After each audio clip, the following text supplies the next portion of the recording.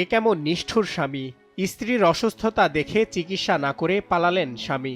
১ বছর আগে বিয়ে হয় নাজমিন ও খালেকের। শুরু হয় নতুন করে পথ চলা। কিন্তু হঠাৎ স্ত্রী অসুস্থ হলে বাধে বিপত্তি। বাবাহারা স্ত্রী নাজমিনকে রেখে পালালে মা মেয়ের জীবনে নেমে আসে এক অফুরন্ত আঁধার। ২-৩ বের ডাক্তার দেখাইছি, ধরা পড়ে না। পরে ৩ বের বেলা ডাক্তার ধরা পড়ছে। পরে ডাক্তার দেখছে, দেখি ধরা পড়ছে। পরে ডাক্তার বলছে যে দুইটা নাকি ভালুক নষ্ট হয়ে গেছে। এখন দুইটা ভালুক নষ্ট হয়েছে, এখন ৫ লাখের কথা কইছে। এখন তো আমার বাবাও নেই, কেউ নেই। আমার মা এতগুলি টাকা কই পায়? তা আমার স্বামীকে এত কিছু কথা বলছি। আমার স্বামী কোনো এখন খোঁজ খবর নেয় না, এখন ফোন টোনও দেয় না, কোনো কথাবার্তাও বলে না। বিধবা মায়ের ঘরে আশ্রয় নিয়ে ধুকে ধুকে দিন কাটছে নাজমিনের।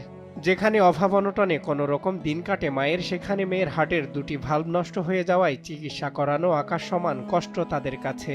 এখন আমি গরিব মানুষ, এখন কিভাবে আমি এই মেয়ের চিকিৎসা করবো? যেহেতু আমাকে ৫ লাখ টাকার কথা কছে, আমার তার মনে করেন কোনো সম্বল নাই। আমি খুব কষ্ট করি খাই, এখন মেয়ের কীভাবে চিকিৎসা করবো? তাই এই জন্য আমি মনে করেন এটা একটু আমি সবার কাছে আমি এটা চাই যে একটু দয়া করে যদি আমার ইতিম বাচ্চাকে দেন, তাহলে আমার ইতিম বাচ্চাটাকে আমি চিকিৎসা করবো। তাছাড়া আমার কোনো ইয়ে নাই, আমি গরিব।